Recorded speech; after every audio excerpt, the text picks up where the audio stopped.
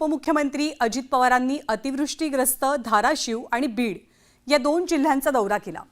या अतिवृष्टीच्या पार्श्वभूमीवरती शेतकरी आणि विरोधकांकडून कर्जमाफीची मागणी सातत्याने होते।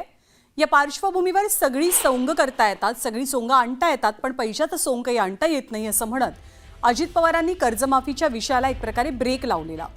त्यावर विरोधकांनी हल्लाबोल केला। मग आता अजित पवारांनी स्पष्टीकरण देत सारवासारव करण्याचाही प्रयत्न केलाय।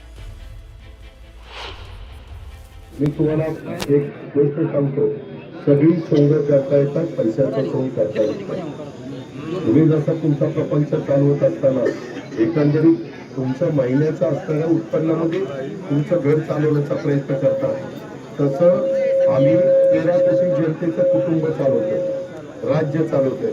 आणि त्याच्यामुळं आम्ही मुख्यमंत्री उपमुख्यमंत्री केंद्राची पण मदत घेणार आहे। कारण असं ज्यावेळेस संकट येतं त्यावेळेस जसं पंजाबला आणि हिमाचल प्रदेशला मदत झाली तसं केंद्र सरकार पण आपल्याला मदत करेल। त्याच्या बोलण्या मागचं मी काय बोललो आणि पुढचं काय बोललो तेच घेत नाही, ते तेवढंच घेतात की सगळी सोंग करता येतात, पैशाचं सोंग आणतात। अरे पण त्याच्या आधीचं काय बोललो आणि पुढचं काय बोललो बघा ना। ह्या ज्या काही संकट उलट माझ्या 2-2.5 दिवसाचा दौरा इतका व्यवस्थित त्या ठिकाणी झाला, सगळ्यांचं मी नीट समजून घेतलं।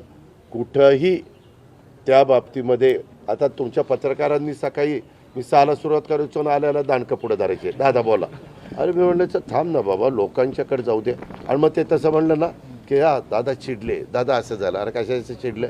एक तर जो सगळ्यात जास्त काम करतो त्याचा चिडलं बिडलं त्यालाच तुम्ही टार्गेट करता, तुमचा सत्कारच केला पाहिजे।